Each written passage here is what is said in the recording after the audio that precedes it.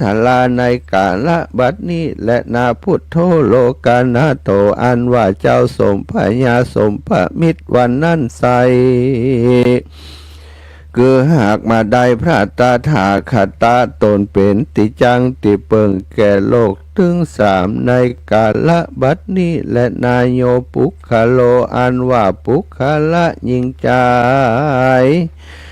ฝูงได้เกิดมาในปีสีลงโดยธาตุดินชาติก่อนได้ร่วมกับเจ้าสมพระมิตรกันจักได้มาเกิดเป็นคนได้เอาจิตตวิญญาณแห่งตนไปอาศัยไหลอยู่ตนเขาอันมีหมูและไก่หักษาอยู่ได้ผู้อู้เจียนละจาเสื่องกันไปมาว่าดูราเจ้ากูเฮยเฮานี่จักอยู่ร่วมกันกับเขื่อเจ้าติดนี้ก็บ่ได้ต่อไปบ่ได้จะแลข้าจักไปเอากำเนิดเกิดในตีข้ากุนแห่งคนตั้งหลายปุ้นแลลอยว่าวันหลุนภายนามีพยาธิมาบังเกิดแก่ตูข้าก็จักคงขวายหามายางเครื่องขี่ยาปูจาเพื่อเฮือสู่เจ้าเอาพยะและพยาธินั่นไปแดดเตอะกันว่าเจียนละจาภาษาไหลกันสันนั่นแล้วจึงได้เอากำเนิดเกิดในขับพระมารดาแห่งตนจึงได้มาเป็นคนยิ่งใจตั้งหลายบัดนี้และนาคนเกิดปีสีได้กำเนิดไว้พระธาตุเจ้าวัดพระสิงห์อุตตมะตานังหือได้สร้างธรรมะสมพระมิตรเป็นตานเป็นธรรมจัตตาแห่งตนยอดตานแห่งตนหือได้สร้างถาดเจต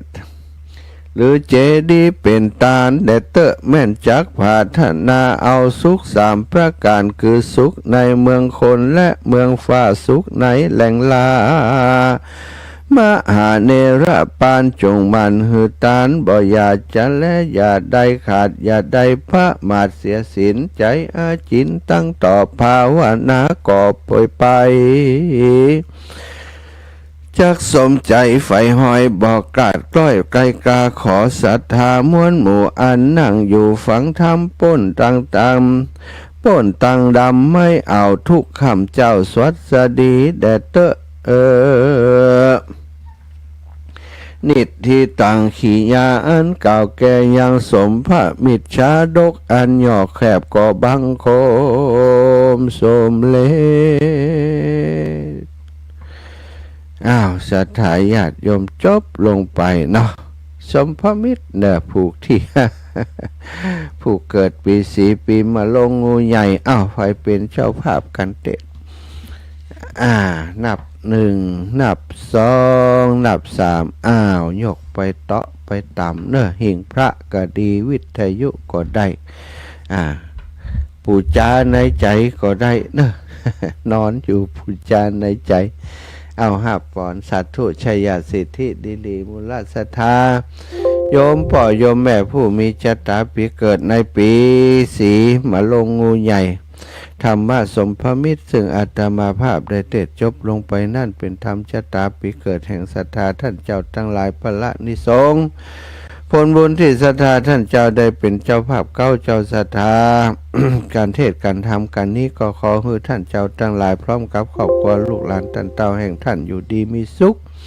มีอายุมันขอนยืนพยาธิอาพาธข้อเข็นเว้นภัยความกังวลอันตรายในจิตในใจศรัทธาท่านเจ้าให้ได้พลันหอมพลันหายให้ได้พลันมาหลายหายไปให้ได้กิ่งกาดออกจากตนออกจากตัวศรัทธาท่านเจ้าเหมือนน้ำที่กิ่งกาดลงจากใบบัวใบบอนเว้นว่าศรัทธาท่านเจ้าทั้งหลายจากอุทิศผลบุญตานที่ได้กระทำปั่มเปงได้ฟังน้ำฟังธรรมได้ฟัง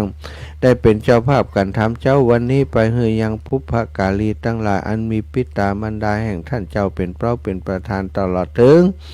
ญาติกาวงวานทั้งหลายเจ้ากรรมในเวรเจ้าเทวบุตรเจ้าเทวดาทุกรูปทุกองค์ทุกตนทุกองค์จงมาฮับมารองเอาบุญกุศลนี้ได้พ้นจากตินอยากได้พรากจากที่ทุกข์ได้ถึงสุขเป็นที่แล้วคือเมืองแก้วยอดเนรปานเมื่อเขาเจ้าทั้งหลายไปสู่ที่สุขสำราญแล้ว เฮือใดพิกมาเฮือใดไว้มาปัตตาอนุโมทนาอำนวยอวยใจเฮือศรัทธาท่านเจ้าทุกท่านทุกคนอยู่ดีมีสุขอายุมันขวัญยืนจักให้ก่อปันมาจักหาก่อปันใดจักเดินทางขึ้นเหนือล่องไตก่อขอให้ได้ปลอดภัยในทุกเส้นทางนั้นจงจักมีเตี้ยงแต่นิลียะถาวาริวหาปุราปาริปุเรนติสาคารังเอวะเมวะอิโตทินังเปตานังอุปกปปติอิชิตังปัตติตังตุมหังคิปะเมวะสมิจฉตุสัพเพปุเรนตุสังกปาจันโทปนะระโสยถามณิโชติระโสยถาสัพพิติโยวิวัตชันตุสัพพะโรโควินัสสตุมาเตภวัตวันตรายโยสุขีทีขายุโกวัตภวะอภิวาทานาสีลิสานิจังวุธาปจายโนจตารโรธรรมาวัฏันติอายุวันโนสุขังพลังนิพพานัง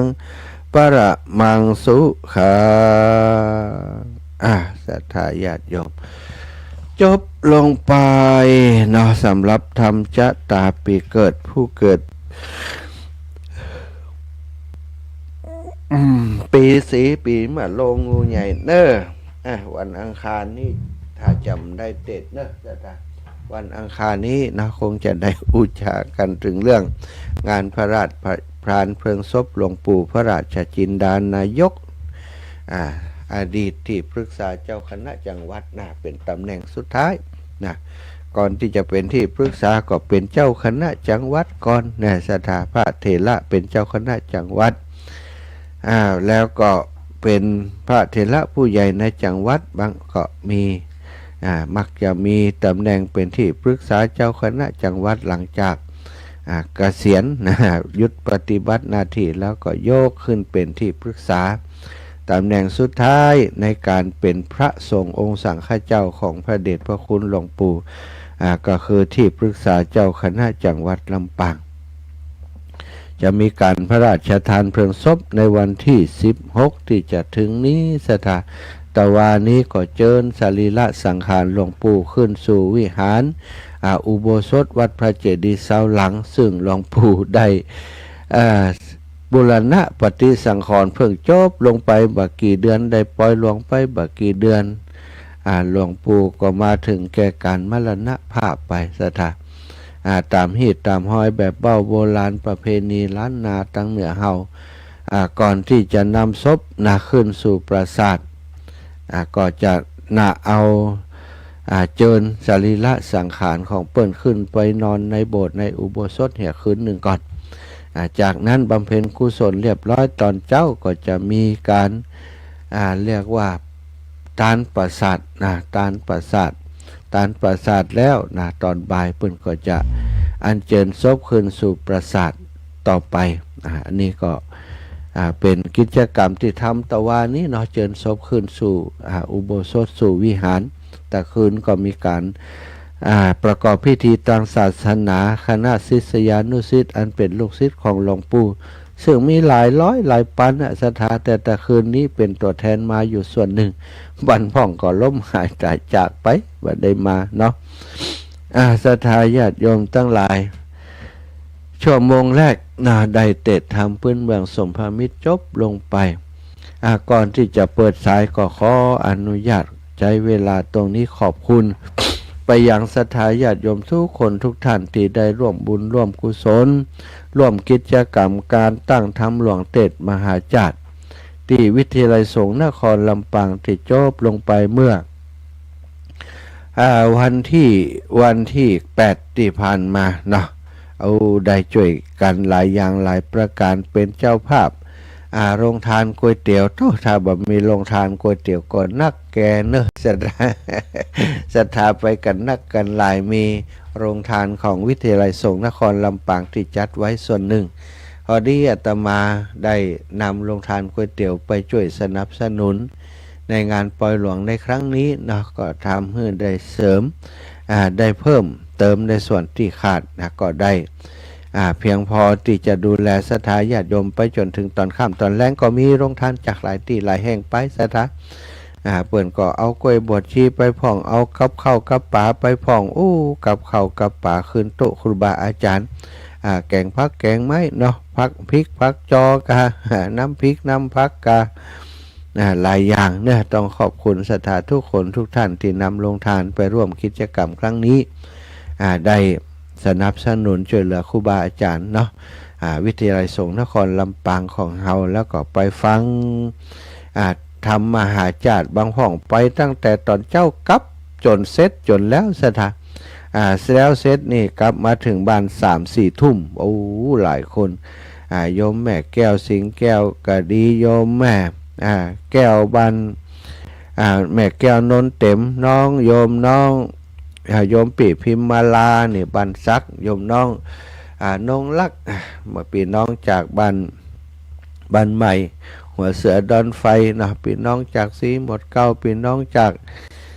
บ้านแม่ซุกบ้านแพะดอนตันเนาะแม่ปีน้องจากโถกหัวช้างปีน้องจากนาจะลานะจากไหนก็คาห้างชัดหลายตีหลายแห่งนะแม่บัวลอยสายเขียวแ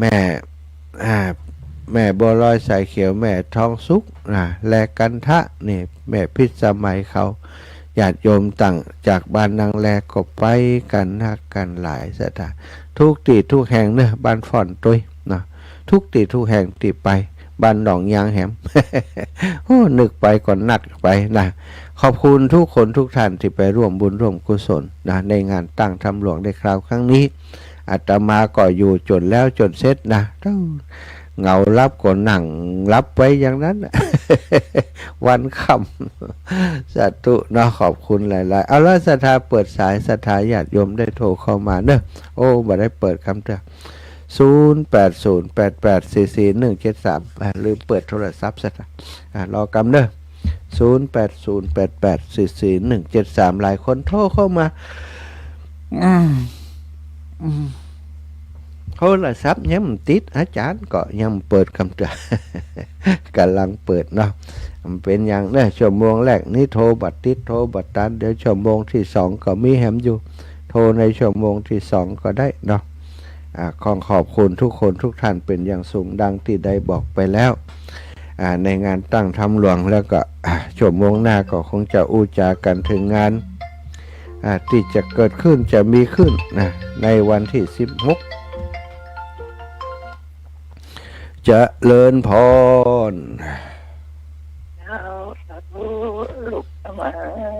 อันนี้โทรเบอร์โทรเก่าก็ใหม่นี่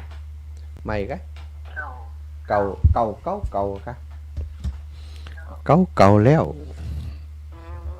แม่ตื่นตีหนึ่งว่ะดูตื่นตีหนึ่งแล้วกะจ้ะ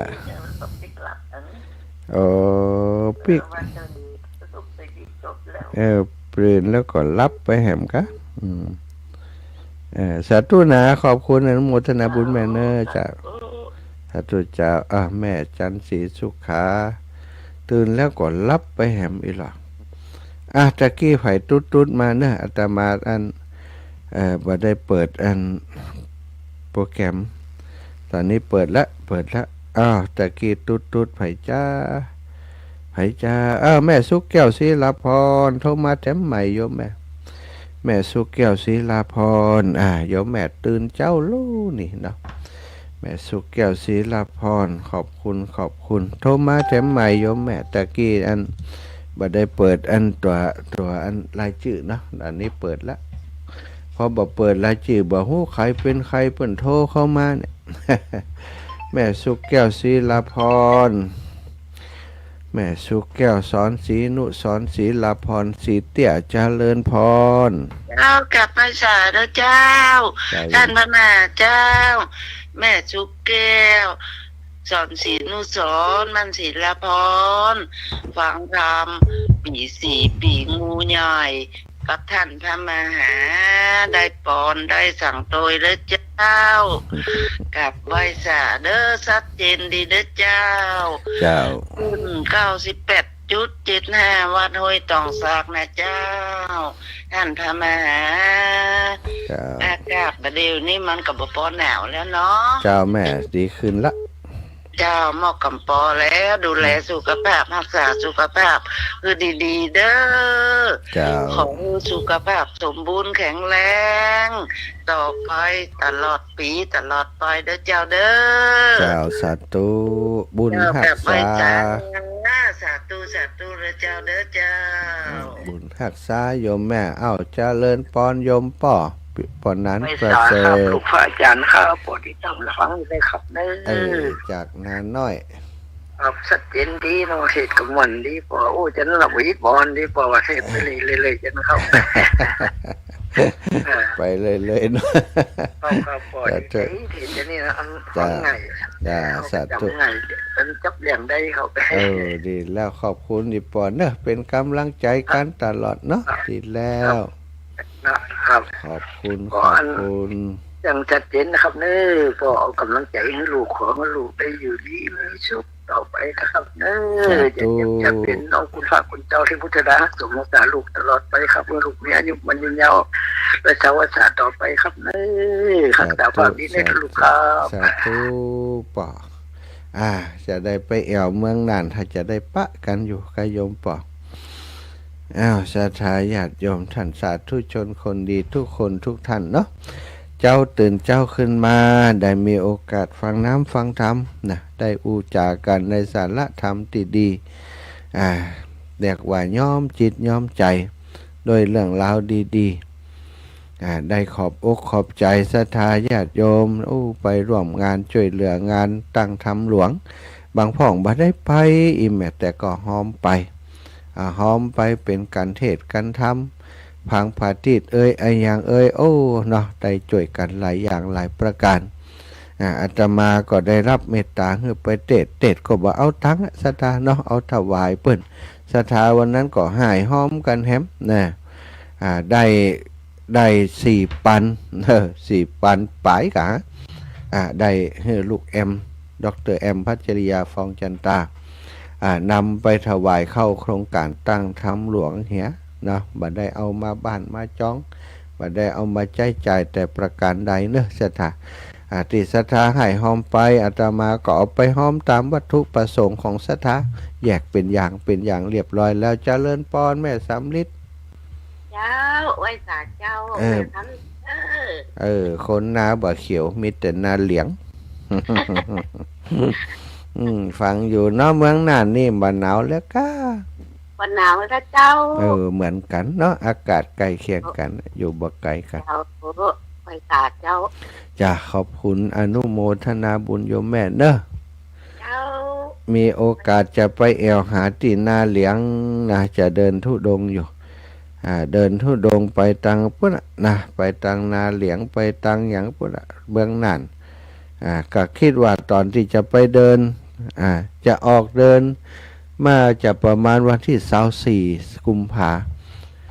ออกจากพะเยาไปจังเชียงคำเนี่ยพะเยาเชียงคำแล้วก็ไปตังเมืองน่านจะเป็นจังใดไปมาก็จะแจ้งให้ทราบเวลาเดินธุดงค์ก็จัดรายการอยู่สถาติดตามก็จะได้รู้ข่าวสารว่าไปถึงไหนยังได้เนาะเจอไอ้อย่างพ่อง น้ำปักตีนกออีนะเนาะโดนไอ้อย่างพ่องน้ำปักตีนคำปักแมง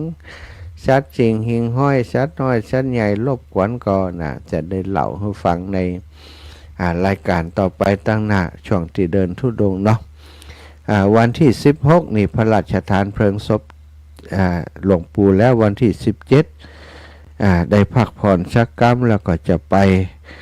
เริ่มต้นเดินทางที่แม่สวยนะจะเดินทางจากแม่สวยไปเมืองฝางเนาะไปตังหม่อนปิ่นนะจะใช้เวลาสักกี่วันก็บอกฮู้เนาะแต่18-19นะ3 วันอากาศเนาะ18-19ถึงไหนก็ถึงหั่นคือเขามาฮับเอาเพราะวันที่21ต้องไปวันที่21ต้องไปถึงที่ม่อนปิ่นซึ่งท่านอาจารย์จำเริญ10,400อาจารย์จำเริญพระสงฆ์นักเผยแผ่ในพื้นที่อำเภอฝางเปิ้นจะเข้ากรรมที่วัดม่อนปิ่นของเปิ้นก็จะไปช่วยการช่วยงานครูบาอาจารย์เนาะศรัทธาญาติโยมทั้งเมืองฝางพบปะการพุ่นเนอะ พื่อปากันที่เมืองฝางเอาละตอนนี้ก็จะพักเบรกสักกรรมหือศรัทธาญาติโยมได้ฟังเพลงม่วนๆสัก2 เพลงบ่เนาะและอาตมาก็จะถือโอกาสพักเสียงไปโดยช่วงนี้บ่ต้องโทรเด้อพักเสียงสักกรรมพักเสียงสักกรรมแป๊บเดียวนะศรัทธาเพลงอย่างดีกรรมแห่งบุญได้ไหมเข้าวัดปฏิบัติธรรมแสงทองชีวิตเพลงนี้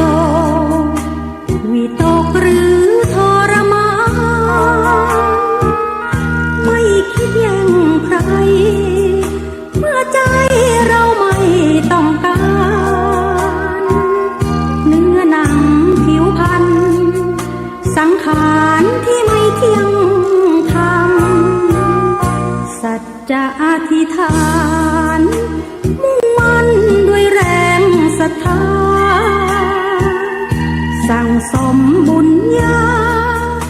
พุทธบูชาเลิศล้ำพร้อมนำชีวิตสู่ที่เส้นทางสร้างธรรม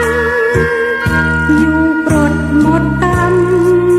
เมื่อมีแสงธรรมนำพา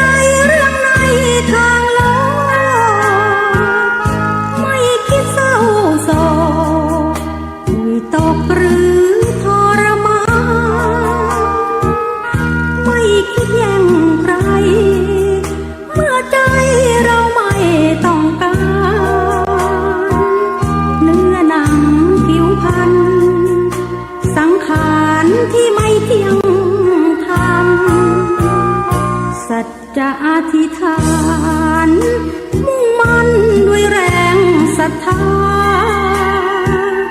สั่งสมบุญญาพุทธบูชาเลิศล้ำพร้อมนำชีวิตสู่ที่เส้นทางสร้างธรรมอยู่ปลดหมดกรรมเมื่อมีแสงธรรมนำทาง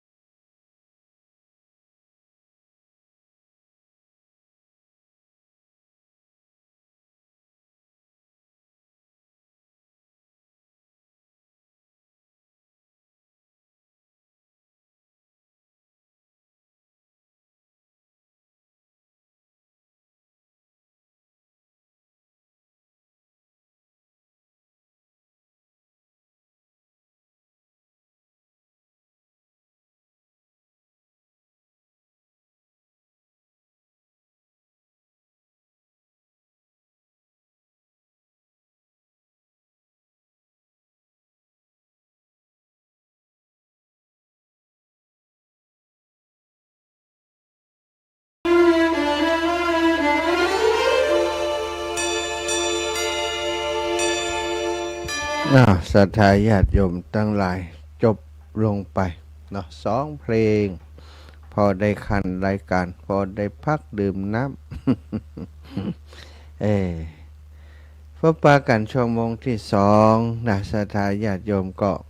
คงจะมีเรื่องราวข่าวสารดีๆมามาจามาแจ้งมาบอกกล่าวศรัทธาสาธุชนคนดีทั้งหลายได้รับรู้ได้รับทราบเนาะอยู่ในเพศบรรพชิตนะศรัทธาก็จำเป็นจะต้องมีหมู่มีคณะปกครองกันด้วยพระสงฆ์นะพุทธศาสนาของเราเป็นศาสนาที่องค์พระศาสดาพระสัมมาสัมพุทธเจ้าได้มีพระธรรมได้มีพระวินัยได้มีกฎมีระเบียบมีข้อปฏิบัติให้เฮาทั้งหลายได้ถือปฏิบัติในพุทธบริษัททั้ง4นะก็มีพระภิกษุภิกษุณีอุบาสกอุบาสิกาปัจจุบันนี้สถาบันภิกษุณีที่สืบทอดมาแต่โบราณการนั้นอาจจะขาดช่วงอาจจะขาดตอนไปสถาบันที่เข้มแข็งของภิกษุณีอาจจะบ่มีแล้วนะสถาแต่ว่าก็พยายามผู้หญิงตั้งหลายที่เปิ่นสนใจปฏิบัติธรรมเปิ่นก็บวชเข้ามาเป็นตามรูปแบบเนาะตามวินัยที่ได้บัญญัติไว้นะก็มีการบวชกันธรรมก็มีอยู่ภิกษุณีแต่ก็ยังบ่ได้เป็นสถาบันที่เข้มแข็งเหมือนกับภิกษุนะภิกษุนี่ก็ถือว่ายังเป็นสถาบันที่เข้มแข็งอยู่นะในพุทธบริษัททั้ง4นี้ภิกษุภิกษุณีอุบาสกอุบาสิกาอุบาสกอุบาสิกาก็คือเฒ่าแก่อีป่อยแม่ทั้งหลายที่เป็นผู้อุปถัมภ์อุปถัมภ์พระสงฆ์องค์สังฆเจ้าปฏิบัติตามน้ำธรรมคำสอนขององค์ชินวรสัมมาสัมพุทธเจ้าดูแลพระสงฆ์องค์สังฆเจ้าทั้งหลายในส่วนของพระสงฆ์นั้นสถานในธรรมวินัยก็ได้ถือการตามอาวุโสตามคุณสมบัติถามอาวุโสก็คือมีอายุการพรรษาสูงก็จะได้รับความพระภิกษุผู้บวชใหม่ก็ต้องเคารพผู้ที่มีพรรษานักกว่าแม้แต่วันเดียวบวชปีเดียวกันบ่ไหวแล้วอิ่มได้สถาคนนั้นบวชตะวานี้หรือว่าบวชในวันนี้แต่ว่าบวชเป็นคนแรกเขาบวชเป็นคนสุดท้ายก่อนนับถือกันตามลำดับอาวุโสนั้นเป็นเรียกว่าถือพรรษาเนาะสถานี่ส่วนหนึ่งแล้วอีกส่วนหนึ่งถือกันตามการปกครองถือกันตามการปกครองการปกครองนี้ก็จะมีเรื่องอายุพรรษาตัวแล้วก็เป็นผู้ที่ปฏิบัติดีปฏิบัติชอบตัวมีพญาปัญญาอาจสามารถที่จะปกครองหมู่คณะได้อายุเต่ากันวันเดือนบวชเต่ากันก็มาเลือกมาคาดกันตีความรู้ความสามารถแห่งกรรมอาจจะบ่เต่ากันอาจจะพรรษาน้อยกว่าแต่ว่าบุคคลผู้นี้มีความรู้มีความสามารถรู้ลักรู้เกณฑ์มีศักยภาพมีบารมีเหมาะที่จะปกครองสงฆ์ได้ก็จะได้รับการแต่งตั้งให้ปกครองสงฆ์แต่งตั้งมาจากไหนก็แต่งตั้งมาจากคณะสงฆ์คณะสงฆ์เพิ่นก็จะมีตั้งแต่เจ้าอาวาสขึ้นมาสถาเจ้าอาวาสเจ้าอาวาสก็อยู่ตามวัดว่าอารามต่างๆในชุมชนในพื้นที่เนาะอย่างการปกครองของต่างโลกต่างโลกก็มีหมู่บ้านหมู่บ้านก็เป็นตำบลก็เป็นอำเภอจากอำเภอก็เป็นจังหวัดจากจังหวัดก็เป็นภาคจากภาคก็เป็นประเทศไปนี่สถานในคณะสงฆ์ก็เหมือนกันแบ่งการปกครองอย่างนั้นเป็นพระภิกษุธรรมดาอยู่ในวัดก็มีเจ้าอาวาสมี 4-5 ตนก็เลือกมาเป็นเจ้าอาวาสจากเจ้าคณะปกครองเป็นเจ้าคณะตำบลส่งชื่อไปวัตถุตนนี้อายุพรรษาได้มีอาวุโสมีความรู้ความสามารถเป็นที่ยอมรับของพระสงฆ์เป็นที่ยอมรับของศรัทธาญาติโยม ก็จะเสนอขึ้นไปเจ้าคณะปกครองระดับอำเภอระดับจังหวัดแต่งตั้งให้เป็นเจ้าอาวาสสถานเป็นเจ้าอาวาสอาวาสนี้อารามนี้ในตำบลนี้มีกี่วัดกี่วากี่อารามเจ้าอาวาสตนใดอาวุโสกว่ามีวัยวุฒิมีคุณวุฒิมีความสติปัญญาอาจสามารถจะปกครองคณะสงฆ์ในพื้นที่ตำบลนั้นใดให้เจริญรุ่งเรืองให้อยู่กันอย่างมีความสุขสนองงานคณะสงฆ์เบื้องบนขึ้นไปเปิ่นก็ส่งชื่อเสนอแต่งตั้งขึ้นไปถึงอำเภอถึงจังหวัดเนี่ยสถาเป็นเจ้าคณะตำบลสุดท้ายมาเจ้าคณะตำบล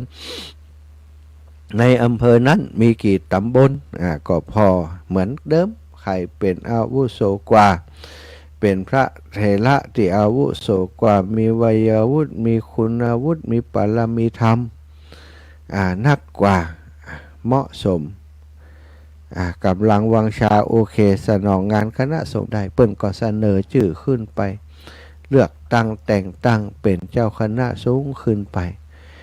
จนถึงอำเภอจนถึงจังหวัดจนถึงเจ้าคณะภาคเจ้าคณะหนในสถานจนสุดท้ายตำแหน่งก็คือสมเด็จพระสังฆราชในสังฆมณฑล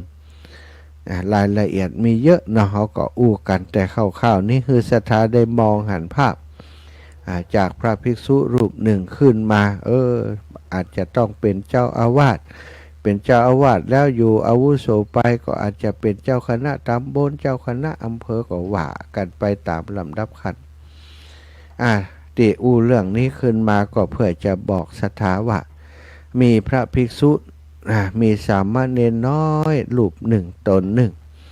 อยู่บ้านนอกขอกนาบ้านที่เปิ่นเกิดชื่อว่าบ้านทุ่งหลงเป็นคนบ้านทุ่งหลงบ้านทุ่งหลงบ้านทุ่งโป่งบ้านติ้วบ้านห้วยน้ำเย็นนี้อยู่ในหมู่บ้านเดียวกันชื่อหมู่บ้านว่าบ้านทุ่งโป่งหมู่ที่หนึ่งตำบลเมืองปานอำเภอเมืองปานจังหวัดลำปางนับย้อนหลังนี้ไป89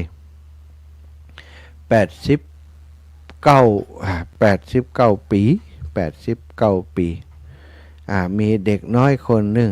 เกิดออกมาในครอบครัวของชาวนาบิดาชื่อว่านายละนามารดาชื่อว่านางเตรียมนามสกุลต้อนรับมีพี่น้องด้วยกัน4 คน4 คนคนนี้เป็นปีเก้าคนนี้เป็นปีเก้าชื่อตอนเป็นละอ่อนเด็กชายอ้ายตอนรับนี่เนาะเด็กชายอ้ายก็เป็นเกิดก่อนเป็นปีอ้ายซะเป็นปีอ้ายเกิดก่อนแล้วก็มีน้องเป็นปอใจหนึ่งปอใจ2 คนแล้วก็น้องลานนี่เป็นแม่หญิงเนาะตอนน้อยๆนั้นโยมมารดาโยมแม่ของเปิ้นนั้นบ่ค่อยมีน้ำนมสถาญาติโยมบ่มีน้ำนมเปิ้นเป็นคนสุขภาพบ่ค่อยดีก็เลยแล้วก็เปิ้นมีนาอยู่บ่ไกลจากถ้าเปิ้นจะไปตรงเปิ้นจะไปนาเปิ้นจะต้องผ่านบ้านของอุ้ยหม่อนของอาตมาของอาตมาภาพก็พอดีอุ้ยหม่อนของอาตมาที่ก็มีลูกติดไหลเลี่ยครับละอ่อนน้อยคนนี้เด็กชายอ้ายนี่ตอนรับนี่นะเปิ้นก็เลยโยมแม่เปิ้นถ้าจะไปตรงก็เอามาฝากไว้ที่บ้านอุ้ยหม่อนของอาตมาก็มากินมาอยู่ตรงนั้นมากินมาอยู่ตรงนั้นอยู่ที่บ้านอาตมาอุ้ยหม่อนอาตมาก็ชื่อแม่เตรียมตอนรับป้อหม่อนอาตมาก็ชื่อล่าตอนรับมันบังเอิญมันพ้องกันอย่างใดบ่ฮู้ซะดะป้อของเด็กชายอ้ายตอนรับนี่ก็ชื่อป้อล่าตอนรับแม่ก็ชื่อแม่เตรียมตอนรับป้อหม่อนของอาตมาก็มาเป็นชื่อว่าล่าตอนรับเตรียมตอนรับมันบังเอิญเนาะแล้วก็แม่มอนลาแม่มอนเตรียมป้อหม่อนแม่มอนของอาตมานี่ได้อุปถากดูแลเด็กชายตัวน้อยๆคนนี้จนเติบใหญ่แข็งแรงขึ้นมาพอเปิ่นไปตรงไปนาสมัยก่อนทำนาเป็นเดือนสถาเดือน2 เดือนก็มี คือช่วงทำนะช่วงเก็บเกี่ยวก็เหมือนกันก็เอาลูกมาฝากไว้อย่างเงี้ยเนี่ยปอบหมอนแม่หมอนของอาตมาก็ทำงานเหมือนกันแต่ว่านาเฮาบ่เปิ้นฮักเต่านาเปิ้น2 คนเปิ้นก็มาฝากลูกอยู่อย่างนั้นจนเปิ้นเติบใหญ่มาเรียนจนจบการศึกษาประถมปีที่4สมัยนั้นนี่สถาจบป .4 นี่ต้องไปสอบบัดใจว่าโรงเรียนในสมัยก่อนมีเป็นนักเรียนอยู่อย่างบ้านเฮานี่นะสอนตามศาลาวัดนะสถาสอนตามศาลาวัดที่โรงเรียนบ้านทุ่งโป่งนี่ก็คือสอนที่วัดทุ่งโป่งหั่นนะหลายอันก็มีครูคน2 คนเนี่ยเพื่ออ่านออกเขียนได้สอบไหลก็ไปสอบตอนนั้นรู้สึกว่าเปิ้นบอกว่าไปสอบที่บ้านน้ำจำอีนะไปสอบที่บ้านน้ำจำโรงเรียนบ้านน้ำจำเมื่อจบป .4 แล้วนะตอนนั้นหลวงปู่คนเด็กชายคนนี้ก็ฝากตัวเป็นขโยมวัดเนี่ยสถาเฮียนที่วัดแล้วก็ลวดเป็นขโยมอยู่วัดกินวัดนั้นอยู่กับหลวงปู่อินทราจักโกอยู่ที่วัดทุ่งโป่งบวชแล้วต่อมาเมื่อจบป .4 แล้วเนาะก็ได้บวชเป็นสามเณรความที่เปิ้นเป็นคนตัวน้อยนะสถาตัวน้อยตั้งแต่เป็นละอ่อนมักจะถูกรังแกจากเปื่อนสามเณรด้วยกันติดตัวใหญ่กว่าเนาะรังแกเบียดเบียนเปิ้นและทีนี้สามเณรน้อยตัวนี้สามเณรอ้ายต้อนรับนี่ได้ยินกิตติศัพท์ของการเรียนการสอนที่วัดพระพุทธบาทตากผ้าที่วัดบ้านหลวงเมืองปานนี่เปิ้นมักจะไปเรียนกันที่วัดพระพุทธบาทตากผ้าแล้วก็วัดอื่นๆไปเรียนที่พุทธบาทตากผ้าแล้วก็จบนักธรรมจบบาลีมามีชื่อเสียงมีชื่อเสียงหลวงปู่ก็เป็นสามเณรอีกรูปหนึ่งที่มีความสนใจใฝ่ในการเรียนอยากจะไปเรียนที่วัดพระพุทธบาทตากผ้าจังหวัดลำพูนก็ขออนุญาตโยมป่อเพิ่นโยมป่อโยมแม่ว่าเฮาจะไปเรียนที่พุทธบาทตากผ้าลำพูนใครไปต่างจังหวัดเอาป่อเปิ่นความที่ฮักลูกนะก็บอกว่าลูกมันไก่ไปลำพูนนี่ป่อจะไปแอวหาก็ไปยากไปเยี่ยมลูกยากกว่าจะไปถึงก็ใช้เวลาเป็น2 วันเป็นสมัยก่อนเดินทางลำบากซะท่ากว่าจะมาขึ้นรถใดมันรถมันจะเหมือนสมัยนี้เนาะสมัยก่อนหนทางก็มันจะยังอีน่ะเดินทางออกจากเมืองปานมาแจ้งโฮมตอนนั้นเมืองปานนี้เป็นตำบลหนึ่งของอำเภอแจ้งโฮมอำเภอเมืองปานยังมีแต่เป็นตำบลหนึ่งในอำเภอแจ้งโฮมเนี่ยตำบลเมืองปานตำบลเมืองปานเข้ากับอำเภอแจ้ห่มเนาะตำบลเมืองปานตำบลแจ้ซ้อนนี่อยู่อำเภอแจ้ห่ม ก็พอไข่ไปเฮียนป่อเปิ่นก็ว่าอย่างใดเอาอย่างอีบ่ลูกนะลูกเนนไปเฮียนที่ในเวียงนี่บ่วัดมันเจดีย์เสาหลังนี่เปิ่นก็สอนเหมือนกันนะครูบาเปิ่นมีครูบาอยู่มีพระภิกษุสงฆ์องค์สามเณรอยู่นักไปเฮียนติดลำปางนี่เถอะอีปอกึดเติงหาก็ไปหาง่ายไปหาใกล้สามเณรอ้ายต้อนรับก็หันดีหันงามตัวว่าได้เพื่อจะให้ปอเปิ้นได้สบายใจนะชะตาชีวิตบางครั้งนี่มันก็มีหันอย่างเหมือนกันเนาะอันที่จะได้มาอยู่มันก็จะมีอันพลักดันให้ได้มาอยู่ป่อของเปิ้นนี้ปาสามเณรอ้ายเนี่ยเดินทางจากบ้านทุ่งโป่งตำบลเมืองปานอำเภอเมืองปานจังหวัดลำปางคณะนั้นเปิ้นมีอายุแค่56เนี่ยสถาญาติโยมออกมาจากวัดทุ่งโป่งแล้วก็เดินทางนั่งเดินมาโดยบางตีก็ได้นั่งล้อโดยเปิ้นจากตำบลเมืองปานมาสู่อำเภอแจ้ห่มมาขึ้นรถขอกหมูที่แจ้ห่มนี่สถาทำไมว่ารถขอกหมูก็รถบรรทุกเนี่ยรถบรรทุก10 ล้อที่มีขอกเป็นไม้เนี่ยสถาเอาต่างคนนะสมัยก่อนต่างคนจากเจ้าโฮมนี่มาในเวียงนะขาลง ก็จะถึงในเวียงใดเนี่ยสถานต่างมันเหมือนอย่างอีเนาะขึ้นดอยลงดอยบางเตะกับลงน้ำบางเตะกับลงยู่กันเนี่ยมันแบบเหมือนสมัยนี้นะสมัยก่อนเนี่ยโอ้ต่างก็จะมาถึงที่อันบ้านแพะหนองแดงก็มาพักที่บ้านแพะหนองแดง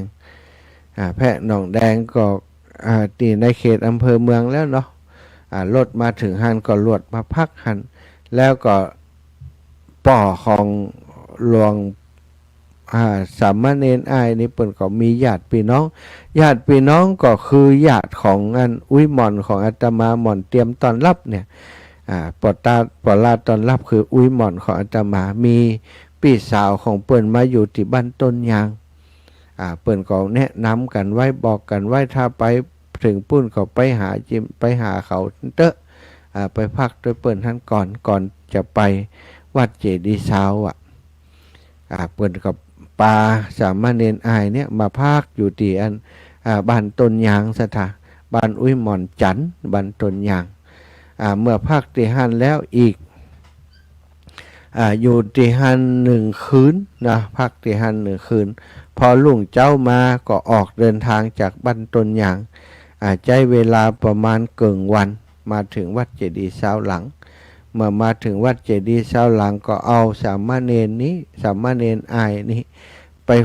เข้าไปหาหลวงพ่อพระครูศิลคันธวงศ์ซึ่งตอนนั้นเป็นสมภารเจ้าอาวาสอยู่วัดพระเจดีย์เช้าหลังหลวงพ่อหันหน่วยการสอบถามอย่างต่างๆให้เรียบสูตรเรียบอย่างต่างๆปรากฏว่าเรียบได้หมดสถา12 ตำนานได้นะฮือปอนฮือศีลฮือปอนสวดมนต์เก่งหลวงพ่อเปิ้นก็เลยเมตตารับไว้สถาฮืออยู่ในสังกัดวัดพระเจดีย์เช้าวัดเจดีย์เช้าตอนนั้นมีภิกษุสามเณรอยู่กันนักที่วัดเจดีย์เช้าก็เหมือนเดิมนะเป็นตัวน้อยๆมาอยู่ด้วยเปิ้นเป็นพระบ้านนอกอยู่ในปูนในดอยมาอยู่ด้วยเปิ้นถูกกันแกล้งอยู่เป็นประจำนะเปิ้นก็เล่าให้ฟังว่าโดนแกล้งมาเขาตีเขาก็ตีเขา บางครั้งโดนหลวงปู่เคี่ยนถึง2 คนหลวงปู่อันพระครูศิลคันธวงศ์เคี่ยนถึง2 คนที่ตีหัวกันแต่ว่าอยู่ในเป็นสามเณรเนาะก็ธรรมดาวัยรุ่นอยู่แต่สามเณรอ้ายนี่เป็นสามเณรที่มีความขยันทำงานวัดทำงานวากวาดวัดกวาดวาเป็นปกตินิสัยแล้วก็สวดมนต์ห่มสวดมนต์ไหว้พระนะสวดมนต์ไหว้พระนี่บ่ขาดสักวันหลวงพ่อไปเนี่ยไปทำอย่างก็ดูแลวัดวาอารามสวดมนต์สวดโยโกห้องเป็นสามเณรที่ขยันจนสุดท้ายได้บวชอุปสมบทอยู่ที่วัดเจดีย์เช้าต่อมาเมื่อสมภารเจ้าอาวาสเปิ่นมรณภาพเฟ้นหาค้นหาไผที่จะมาเป็นสมภารเจ้าอาวาสทั้งหมดก็ลงมติว่าพระภิกษุอ้ายสิริธรรมโมนะพระอ้ายสิริธรรมโมนี้เหมาะสมที่จะเป็นรักษาการเจ้าอาวาสและเป็นเจ้าอาวาสเพราะว่าเป็นผู้ที่หลวงพ่อใหญ่เปิ่นไว้วางใจแล้วก็เป็นผู้ที่มีความขยันหมั่นเพียรพัฒนาวัดวาอารามเป็นที่ไว้วางใจของหลวงพ่ออดีตเจ้าอาวาสเมื่อท่านได้เป็นสมภารเจ้าอาวาสก็ปกครองคณะสงฆ์ในวัดพระเจดีย์เช้าหลังสถาแล้วเปิ่นเป็นผู้ที่มีวิสัยทัศน์ดีตัวของท่านเองนั้นได้จบแค่ป .4 แต่ว่ามีความใฝ่รู้ใฝ่เห็นอยากจะให้ลูกศิษย์ลูกหาต่างๆได้มีความรู้ได้เอาการศึกษาตั้งโลกเข้ามาเป็นมาเฮียนมาสอนที่วัดเจดีย์เช้าหลังตอนนั้นก็คือการศึกษาผู้ใหญ่บรรเทาก็ว่ากศนเนาะสถาการศึกษาผู้ใหญ่สมัยนั้นนี่ในเวียงก็จะมีการโรงเรียนการศึกษาผู้ใหญ่วัดบุญญาวาสวิหารวิสุทธิ์ปัจจุบันนี้สถาอีกที่หนึ่งก็คือที่วัดพระเจดีย์เช้าหลังที่หลวงปู่เนาะตอนนั้นก็คือท่านเจ้าอาวาสอ้ายสิริธรรมโมเนี่ยเป็นเจ้าอาวาสอยู่ ก็สอนเปิดสอนที่วัดเจดีย์เสาหลังทำให้พระภิกษุสามเณรจากหลายที่หลายแห่งได้มาเฮียนที่วัดเจดีย์เสาหันเนาะจากชัยปราการจากเมืองฝางชัยปราการจากแม่สอดจากคับขวยสถาจากพะเยาจากเจียงไฮ้ก็มาศึกษาเล่าเรียนที่วัดพระเจดีย์เสาหลังโดยเฉพาะคนต่างเมืองปานบ้านอาตมาภาพก็มาเฮียนที่วัดพระเจดีย์เสาหลังเยอะนะสมัยนั้นบางคนก็จบชั้นตอนนั้นก็เรียกว่าระดับชั้นเนาะมศเนาะสถามศ3จบมศ3ถ้าใครจะต่อจากนั้นไปแหมนี่ปุ่นไปต่อที่ต่างจังหวัดนครสวรรค์ผ่องเจียงใหม่ผ่องที่ไหนผ่องอย่างเงี้ยนะไปต่อที่อื่นเอาจบมศ6มศ5ไม่ใช่มศ6หลวงปู่เพิ่นก็สนับสนุนเรื่องการศึกษาวัดพระเจดีย์เสาหลังจึงมีพระสงฆ์องค์สังฆเจ้าสามเณรมาอยู่กันนักหนาสถาหนักหนาจารีนะบางแต่มีเป็นร้อยปุ่นบางช่วงนี้มีเป็นร้อยอยู่กินกันลำบาก อยากกับข้าวกับปลากันนะหลายอย่างหลายประการเพิ่นเล่าให้ฟังบัดใจอยู่เป็นเจ้าอาวาสสบายอย่างสมัยนี้อาหารบิณฑบาตก็ยากไปบิณฑบาตมาได้ข้าวก้อน2ก้อนเจ้าบ้านก็อยู่ยากนะเจ้าบ้านก็จะมีเงินมีทองอย่างปัจจุบันนี้เจ้าบ้านก็หาเช้ากินค่ำเป็นชาวไร่ชาวนาทั้งนั้นนะสันทะพระภิกษุสามเณรที่อยู่วัดนี่บ้านดิมดีก็ออกตรงออกนาไปเสาะกินเหมือนกัน เก็บผักหักไม้ตามตรงตามนามากินกันอยู่กันด้วยความยากลำบากนะแต่ว่าก็อยู่กันจนบางคนจบการศึกษานะศึกษาลาเพศออกไปได้เป็นเจ้าเป็นนายเป็นตำรวจเป็นทหารบางคนเปิ่นอยู่ต่อบางรูปบางองค์อย่างตะคืนเนี่ยนอซิดเก่าเปิ่นมาเป็นเจ้าภาพงานการบำเพ็ญบุญในค่ำคืนแรกที่ใน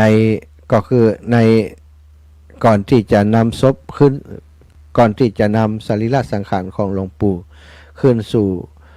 เมรุชั่วคราวสู่ปราสาท ในวันนี้ ตะคืนนี้ก็เป็นศิษย์เก่าที่เปิ่นมาเป็นเจ้าภาพนะได้พบปะครูบาอาจารย์หลวงพ่อวัดป่าไม้แดงนะเจ้าคณะอำเภอชัยประการหลวงพ่อเปิ้นเป็นลูกศิษย์หลวงปู่วันก่อนนี่อาตมาไปชัยประการไปวัดต้นโชคไปพักอยู่ที่อาสลมซึ่งหลวงพ่อเปิ้นอุปถัมภ์อยู่ในสถานที่ที่หลวงพ่อเปิ้นได้ซื้อเอาไว้เพื่อจะเป็นสถานที่ให้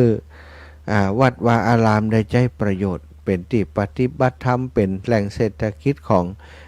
ได้มาจุนเจือช่วยเหลือวัดวาอารามหลวงพ่อก็ได้เป็นลูกศิษย์ของหลวงปู่รุ่นแรกๆเลยสถาเป็นลูกศิษย์ของหลวงปู่ที่วัดพระเจดีย์เสาหลังเปิ้นก็ได้มาเป็นเจ้าภาพตะคืนเปิ้นก็จำวัดอยู่ที่วัดเจดีย์เสาจากตั้งแม่สอดแถมเนาะเจ้าคณะอำเภอแม่สอดเจ้าคณะอำเภอชัยประการนะแล้วก็อีกรูปหนึ่งมาจากพุ่นสถาจากตังพะเยาจากตังเจียงไฮ้ก็เป็นเจ้าคณะชั้นสูงเหมือนกันระดับเจ้าคณะอำเภอเหมือนกันเมื่อหลวงปู่ได้สนใจใส่ใจเรื่องการศึกษาเนาะก็พัฒนาการศึกษามาเรื่อยๆต่อมาก็ได้ส่งเสริมเมื่อการศึกษาผู้ใหญ่นี้มีการส่งเสริมจากตังสำนักเรียนต่างๆก็หมายความว่าแต่ละแห่งก็เปิดแข่งกัน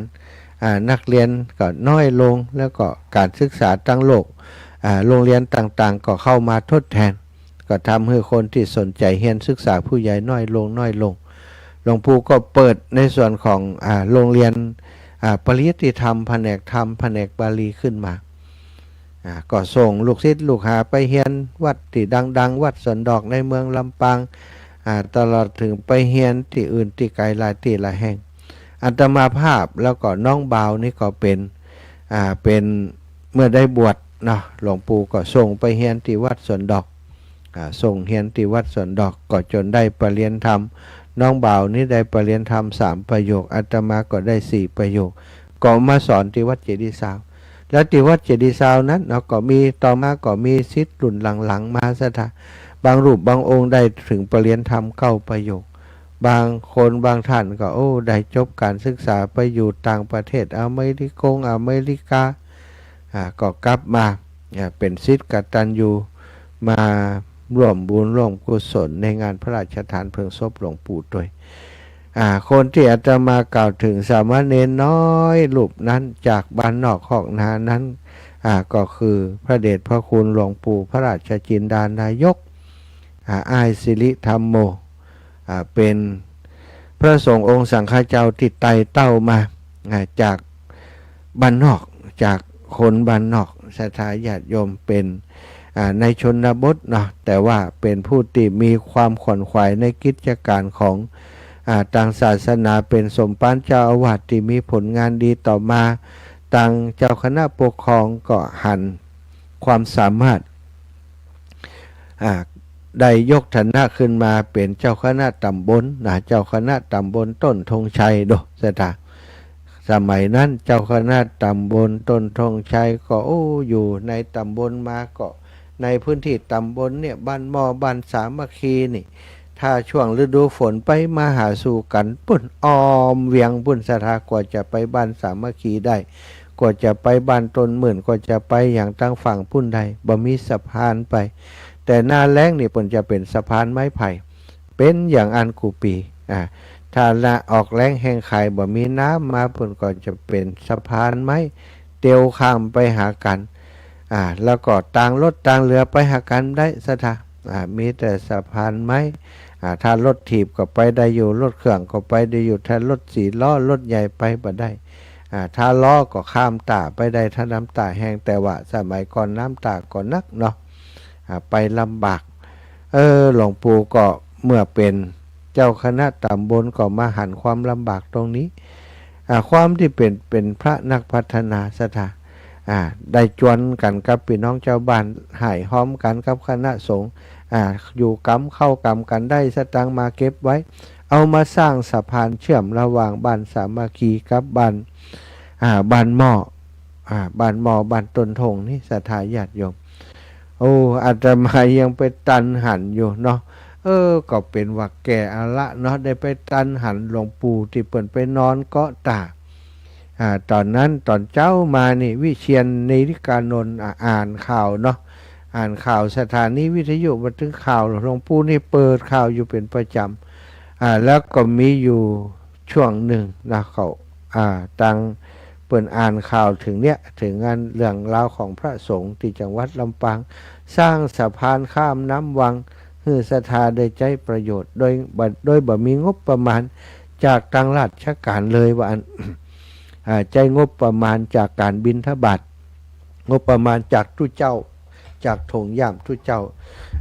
จ้าคนนั้นก็คือปัจจุบันนี้พระเดชพระคุณหลวงปู่พระราชจินดานายกซึ่งมรณภาพไปนั่นเองอาตมาได้ยินชื่อหลวงปู่ตอนนั้นได้ออกแถวทีวีได้ออกแถววิทยุเสมันนั่นถือว่าดังนะสถามีการโจทย์ขานกล่าวนำไปยังได้ไปจ่วยดัดเล็กโดยเปิ่นอยู่ดูเป็นละอ่อนนะมาปะเป็นยังได้บ่ฮอดนึกบ่ออกได้ไปจ่วยดัดเล็กโดยเปิ่นอยู่ได้ไปจ่วยได้ไปหันที่เปิ่นนอนที่เกาะตาอยู่ได้ไปวิ่งเล่นที่เกาะตาที่เปิ่นอยู่นี่ก็คือพอได้เป็นเจ้าคณะตำบลปกครองตำบลอย่างดีแล้วก็มาเป็นรองเจ้าคณะอำเภอเมืองลำปางต่อมาก็ได้ขึ้นมาเป็นรองเจ้าคณะอำเภอเมืองลำปางและต่อมาก็เป็นเจ้าคณะอำเภอเมืองลำปางแล้วเอาไปเอามาก็มาเป็นเจ้าคณะจังหวัดลำปางในที่สุดสถาจากสามัญเห็นตัวน้อยๆถูกรังแกตลอดได้มาเป็นเจ้าคณะจังหวัดลำปางซึ่งถือว่าเปลี่ยนทำให้คนนะในอำเภอเมืองปานอำเภอแจ้ห่มสมัยนั้นก็มีความภาคภูมิใจในการที่ได้มีเลือดเนื้อเชื้อไขคนอำเภอเมืองปานคนอำเภอแจ้ห่มความจริงหลวงปู่นี่เกิดในช่วงที่อยู่กับอำเภอแจ้ห่มเนาะเท่ากับว่าอยู่2 อำเภอถึงแจ้ห่มถึงเมืองปานได้มาเป็นถึงเจ้าคณะจังหวัดอธิบดีสงฆ์ใหญ่ที่สุดในจังหวัดลำปาง ตลอดในช่วงชีวิตที่เป็นเจ้าคณะจังหวัดลำปางหลวงปู่ได้ทำงานหลายด้านสถาออกพื้นที่ตรวจเยี่ยมทำโครงการต่างๆเกี่ยวกับคณะสงฆ์จังหวัดลำปางเป็นที่หู้จักของพระมหาเถระพระเถระชั้นผู้ใหญ่ได้แวะเวียนมาหาหลวงปู่ตลอดแล้วก็ที่วัดพระเจดีย์ซาวนั้นวัดเจดีย์ซาวนั้นก็ได้รับยกฐานะเป็นวัดอารามหลวงในที่สุดจากการที่หลวงปู่ได้พัฒนานั่นเองดูแลลูกพระลูกเนนไปหลายรุ่นศรัทธามีความรู้มีการศึกษาผ่องศึกษาลาเพศไปก็สร้างประโยชน์กับสังคมกับส่วนรวมมากมายแต่คืนนี้ศิษย์เก่ามาบางพงก็เป็นนายร้อยนายปันเกษียณไปแล้วเป็นตำรวจเป็นทหารนี่คือส่วนหนึ่งแต่คืนนี้ถ้าเทียบ100นี้ก็มาสักสาวน่าจะได้เนาะสัก30%ตีมาร่วมงานแต่คืนก็ได้ทำงานเป็นหลักเป็นแหล่งตีบ่ได้มาก็เสียชีวิตไปพ่องก็มีบ่ได้ทราบข้อมูลข่าวสารหรือว่าลำบากที่จะมาก็มีบ่ได้มาหลวงปู่บรรปลายชีวิตอาตมาก็ได้รับใช้หลวงปู่ใกล้ชิดในเรื่องของโครงการเกี่ยวกับสิ่งแวดล้อมเนาะหลวงปู่นี้เปิ้นฮักป่าฮักน้ำสถาไปบวชป่าไปสืบชะตาแม่น้ำไปทำโครงการในป่าในเขาในดอยเข้าไปถึงต้นน้ำแม่วังไปถึงบ้านป่าเมียงปุ่นเปิ้นบอกหุ่มคนตัดไม้หันคนตัดไม้เปิ้นจะเดียดเปิ้นจะบ่ม่วนใจสถาไปทำโครงการที่ต้นน้ำวังที่อำเภอเมืองปานน้ำแม่ปานไปนอนอยู่คืน2 คืนสถาไปเตรียมงานไปนอนอยู่เชิญผู้รักผู้ใหญ่ได้ไปร่วมงานโดยได้ไปสวดโยโกห้องสืบสตาป่าอยู่อาตมานี้จะรับใช้ไกลชิดหลวงปู่ทำโครงการให้เปิ่นทำโครงการให้ครับเคลื่อนงานในพื้นที่ให้ครับหลวงปู่ดูแลเปิ่นในโครงการนี้ทำโครงการสิ่งแวดล้อมของจังหวัดลำปางเอาเข้าสู่ในวงการวิชาการในครูคณะทำงานที่มีส่วนเกี่ยวข้องต่างๆตึงป่าไม้ตึงทรัพยากรน้ำนี่ดึงมามีส่วนร่วมแม้กระทั่งหน่วยงานราชการตำรวจทหารต่างๆก็มามีส่วนร่วมกันก็ทำกันมาจนระยะหลังมาหลวงปู่บอกค่อยสบายก็เลยบ่อยากจะให้เปิ่นไปตกละกรรมลำบากอยู่ในแพะในป่าเข้าแพะเข้าป่าแล้วไปบางเตือก็ไปหันสิ่งที่มันสบายใจเนาะเขาตัดไม้นี่เปิ่นเดือดเปิ่นบ่ม่วนใจเราเปิ่นมักจะเอาความจริงมาเล่ามาบางเตือก็กว่าเป็นอันตรายกับเปิ่นระยะหลังก็เลยผ่อนเรื่องสิ่งแวดล้อมมาก็ช่วงประกอบกับช่วงปลายของการทำงานเป็นเจ้าคณะใหญ่เนาะเมื่อเปิ่นอายุ80ก็ต้องเกษียณเมื่อเกษียณจากการเป็นเจ้าคณะจังหวัดมาท่านหลวงปู่ก็เป็นที่ปรึกษาเจ้าคณะจังหวัดก็ทำงานต่างๆก็ผ่อนเผาลงโดยสุขภาพของท่านก็บ่ค่อยดีต่อมาเปิ่นได้รับนิมนต์ญาติโยมสนับสนุนกาจะจ่ายให้ไปท่องแดนพุทธภูมิไปไหว้สังเวชนียสถานต่างๆในแดนพุทธภูมิก็ไปกับเจ้าคณะปกครองระดับอำเภอหลายๆรูปหลายๆองค์หนึ่งในนั้นก็คืออุปชาของอาตมาภาพพระครูวินิจวรการเจ้าคณะอำเภอแจ้ห่มก็ไปแอวเนาะไปแอวที่ประเทศอินเดียขากลับมาเกิดการอาหารเป็นพิษสถาญาติโยมลงเครื่องมาบัดตันเข้าวัดกำเข้าโรงพยาบาลเสียก่อนท้องเสียอย่างรุนแรงเกือบจะเอาชีวิตบัดรอดสถาแต่ว่าคุณหมอเปิ้นเก่งก็ดูแลรักษาเปิ้นได้ตั้งแต่หันมาอาการของหลวงปู่กับกระเซาะกระแซะมาโดยตลอดจนมาช่วงปลายแต่แล้วเนี่ยครั้งสุดท้ายที่หลวงปู่ได้ร่วมงานบุญเป็นสงฆ์เป็นพระสงฆ์พิธีที่ได้รับนิมนต์ก็คือมาร่วมงานที่ ท่านอาจารย์พระมหานพดลสุวรรณเมธีฉลองตำแหน่งเจ้าคณะอำเภอวังเหนือแล้วก็ตำแหน่งผู้อำนวยการวิทยาลัยสงฆ์นครลำปางที่วัดบรรพตสถิตวันที่26เดือนมกราคม2566หลวงปู่ก็ได้มาร่วมงานเนาะ มาร่วมงาน66ก็ว่า67ก็67โดนเนาะ หลวงปู่ก็มาร่วมงานศรัทธามาร่วมงานทำ66 67เนี่ยศรัทธา66หลวงปู่มาร่วมงานมาร่วมงานในงานนั้น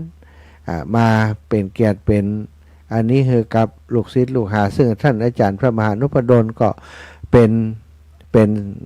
สัตถิวิหาริกหลวงปู่เป็นอนุสาวนาจารย์ในงานอุปสมบทของท่านอาจารย์แล้วก็ได้ไปหาท่านอาจารย์มาอยู่ที่วัดบรรพตสถิตนี่ตัวหลวงปู่ก็ติดตามมาดูแลตลอดจนถึงตอนที่ฉลองตำแหน่งเจ้าคณะอำเภอวังเหนือและผอ.วิทยาลัยสงฆ์หลวงปู่ก็มาเป็นเก้าเป็นก๊กฮือพร้อมกับพระเถระผู้ใหญ่หลายรูปหลายองค์หลังจากกลับจากวัดบรรพตสถิตวันที่26ไปทราบว่าบักคืนนั้นเนาะก็เกิดอาการบ่ค่อยสบายอาพาธแหม2 วันก็เข้าโรงพยาบาลซะครับเข้าโรงพยาบาลก็เลยเอาไปเอามาบัดได้กลับเลยซะครับวันที่5 เดือนกุมภา2566หลวงปู่ก็ได้มรณภาพไปได้มรณภาพเมื่อมรณภาพตังคณะสงฆ์ลูกศิษย์ลูกหาก็ได้ตั้งศพหลวงปู่บำเพ็ญกุศล67ซะจ้ะ67ตั้งศพบำเพ็ญกุศลที่วัดพระเจดีย์เสาหลังแล้วก็ได้รับพระราชทานอยู่ในพระบรมราชานุเคราะห์เป็นได้รับการจัดพิธีเป็นการพระราชทานเพลิงก็เลยเตรียมงานกันมาเป็นระยะเวลาร่วมปีเนาะศรัทธาจนถึงตอนนี้ก็ใกล้ที่จะถึงวันที่พระราชทานเพลิงศพวันที่16ที่จะถึงศรัทธาญาติโยมทั้งหลายอาตมาภาพได้นำเรื่องราวของหลวงปู่บางส่วนบางเล็กน้อยเนาะมาจากให้ศรัทธาญาติโยมได้รับฟังก็เพื่อจะแจ้งให้กับศรัทธาญาติโยมท่านสาธุชนทั้งหลายที่ฟังรายการอยู่เนาะอาจจะฮู้จักหลวงปู่ก็ดีบ่ฮู้จักก็ดีในฐานะที่หลวงปู่ได้เป็นเจ้าคณะจังหวัดลำปางเป็นพระมหาเถระที่มีคุณูปการต่อคณะสงฆ์จังหวัดลำปางรูปหนึ่งและที่สำคัญก็คือหลวงปู่ตลอดชีวิตของเปิ้นเนาะได้ถวายอกในพระพุทธศาสนาตั้งแต่เป็นสามเณรมาก็ได้ศึกษาละเพศเลยศรัทธาถวายอกต่อพระพุทธศาสนามาโดยตลอดนับว่าเป็นพระมหาเถระที่มีคุณูปการขอคณะสงฆ์เป็นลูกศิษย์ลูกหาของหลวงพ่อเกษมเขมโกได้ใกล้ชิดได้ดูแลอุปถากอุปถัมภ์หลวงพ่อเกษมเขมโกตัวก็เจริญพรศรัทธาญาติโยมถ้าท่านเจ้าทั้งหลายอยากจะร่วมบุญร่วมกุศลในงานพระราชทานเพลิงศพครั้งนี้วันนี้เนาะศรัทธาเวลา9 นาฬิกาศรัทธาสาธุชนวัดเจดีย์เสาหลังและศรัทธาสาธุชนทั้งหลายจะร่วมกันที่วัดเจดีย์เสา9:30 นาทีเปิ้นก็จะมีประกอบพิธีไหว้พระหับศีลตาลประสาทแล้วก็เครื่องอัฐบริขารต่างๆพระสงฆ์8 รูปสวดมาติกา11 นาฬิกาก็เพลนะหลังจากนั้น13 นาฬิกาจะเป็นพิธีอาราธนาสรีระสังขารทำการประทักษิณรอบเจดีย์รอบอุโบสถสิ้นวาระ3 รอบแล้วอาราธนาขึ้นสู่ปราสาทตอนค่ำ9:30 นาทีพิธีบำเพ็ญกุศลเทศสวดพระอภิธรรมในคืนนี้คืนแรกเนาะในการบำเพ็ญกุศลออกเมนแล้วก็วันที่11 ถึง 14นี้11 นาฬิกาก็ถวายเพลทุกวัน19:30 นาทีบำเพ็ญกุศลเทศสวดพระอภิธรรมศรัทธาญาติโยม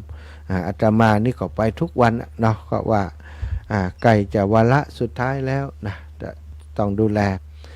ในฐานะที่เป็นลูกเป็นหลานของหลวงปู่วันที่เสาร์ที่15นี่ศรัทธาวันดาคณะสงฆ์คณะศรัทธาพร้อมกันที่วัดเจดีย์เสา9 นาฬิกา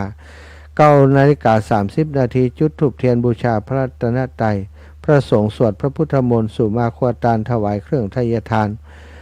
ถวายเครื่องทายทานแล้วก็11 นาฬิกาถวายภัตตาหารเพล19 นาฬิกาพิธีบำเพ็ญกุศลเทศสวดพระพิธรรมนี่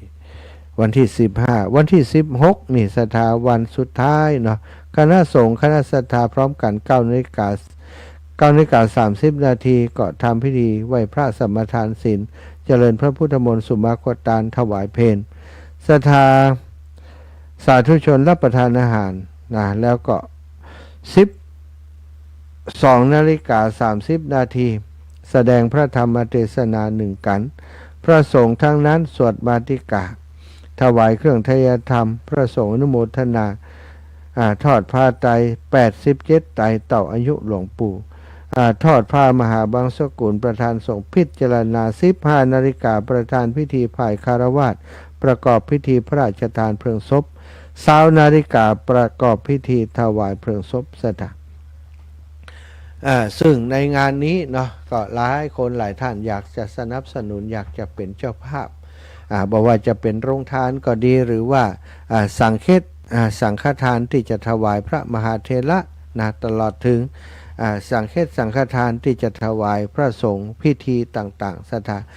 ถวายพระมหาเถระนั้นสังฆเป็นปราสาทเฟื่องปราสาทไม้นสถานที่สำหรับไว้ประดิษฐานพระพุทธรูปก็ดีพระบรมสารีริกธาตุก็ดีสิ่งสำคัญอันเป็นสัญลักษณ์ของความเคารพนับถือในพระพุทธศาสนาเปิ่นทำจากไม้สักทองสวยงามลงลักปิดทองงามชุด10,000 บาทสถาก็มีพระเดชพระคุณหลวงปู่วัดจองคำเนาะเปิ่นได้เมตตาเป็นเจ้าภาพให้ส่วนหนึ่งเนาะคือ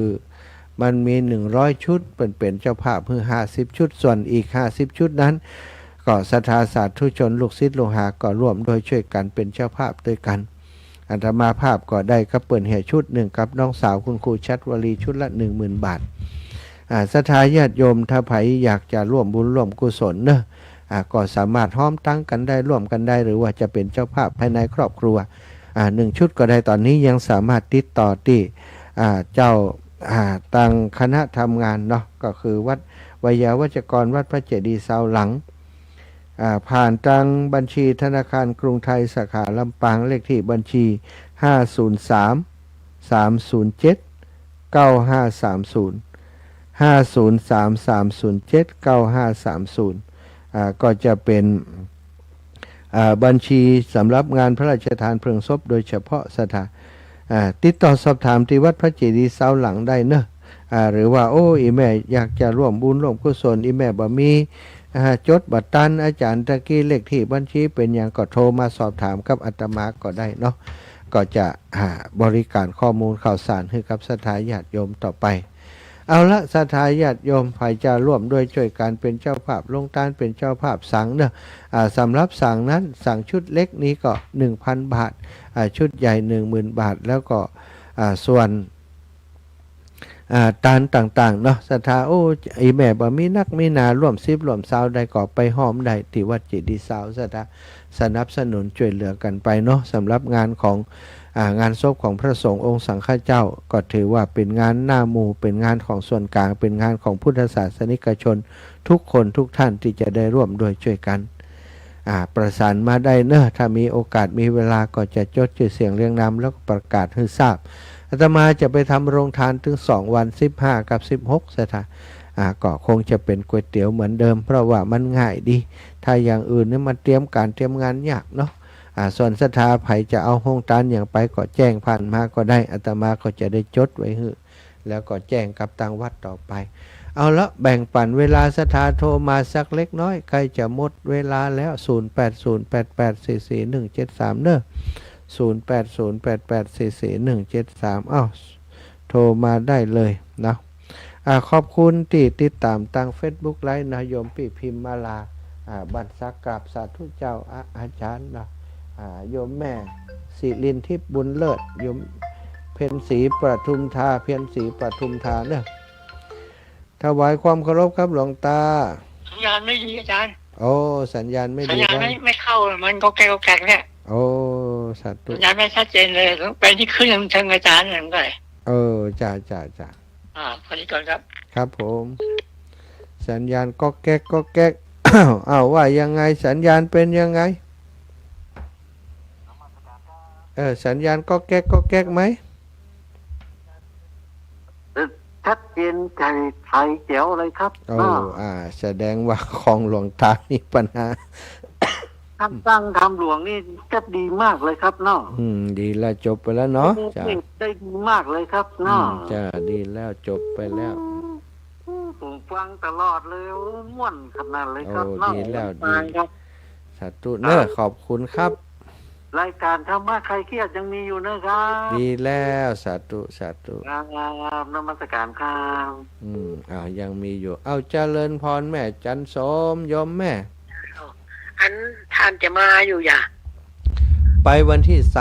20ถึงพุทธ21นะโยมแม่เจ้า อันถ้าว่าท่านจะมาแม่ก็ขอ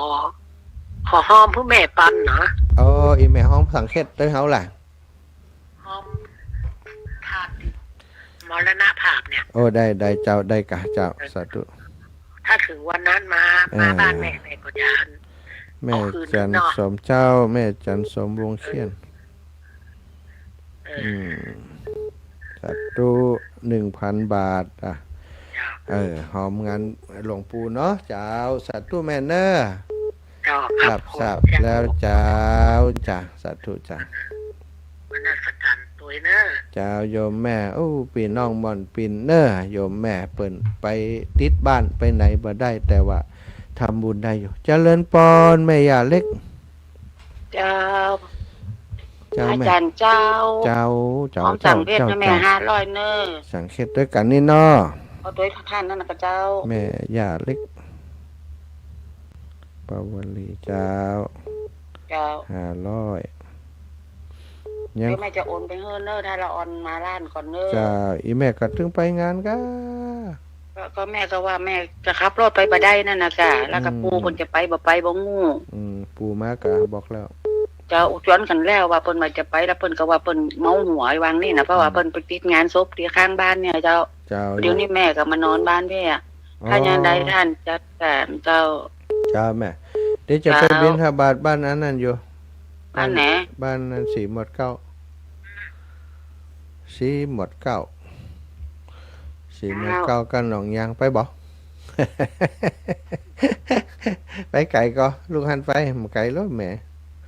บ้านหล่องเพ่นเนาะไอ้แม่เนาะบ้านกลางตรงเจ้าจะเลินปอนโยมแม่ เจ้าไว้สาเจ้า จ้า เดี๋ยวนี้อยู่ไหนวัดบรรพตนะคะ อยู่วัดบรรพตแม่ต้องมาบิณฑบาตก่อนตอนเช้าที่จะไปงานอันเนี่ยก็อัดสำชันอยู่โรงเรียนไปเจดีย์ซาวตอนขวายปะนะ เพิ่นจะอ่านเอาอันวันใดน่ะพระราชทาน 16แม่ 16จ้ะ ก็ได้15พระราชทาน16จ้ะ จ้าบ้านแม่เขาก็มีส่งน้ำพระธรรมที่2จ้า เป็นแห่แหนเต้นแต้มอย่างแต่ว่า จุลุงแดงเพิ่นมานอนวันที่11 อืม แต่ว่าป้าเพิ่นปล่อยหลวงวัดไม่ให้เงิน ส่วนวันที่11จะขึ้นไปนอนพุ่นละนะ เจ้าแม่ จ้า ดีละ จ้าเป็นกำลังใจเนอะ เจ้าโยมแม่สาธุเจ้า เจ้าอนุโมทนาบุญตัวเอง เจ้าสาธุแม่ย่าเรียบวางสมบัติจะหมดเวลาแล้วเจริญปอน อย่าวันนี้อยากจะไปวัดเจดีย์สาว ปากันเด้อขวายน้อยนะเดี๋ยวเขาไปอัดสำชันอยู่ เจ้า เจ้าปากันนอย่า ฮะ ปากันนอ เจ้า สาธุ อยากจะได้ไปหอมกะก๋วยเตี๋ยวก็เตย ก๋วยโตนี่มีกับก๋วยเตี๋ยว เดี๋ยวได้นะก็ สาธุย่าเวลาหมดแล้วเวลาหมดเวลาเนอะเดี๋ยวปะกันที่บ้านสีหมดเก้ากับบ้านหนองยางเนาะขออำนวยพรให้ศรัทธาทุกท่านทุกคนที่ติดตามรับฟังรายการ ทุกช่องทางให้อยู่ดีมีสุขอายุมันขวัญยืนเนอจัตตารโอธรรมาวัฏันติอายุวันโนสุขัง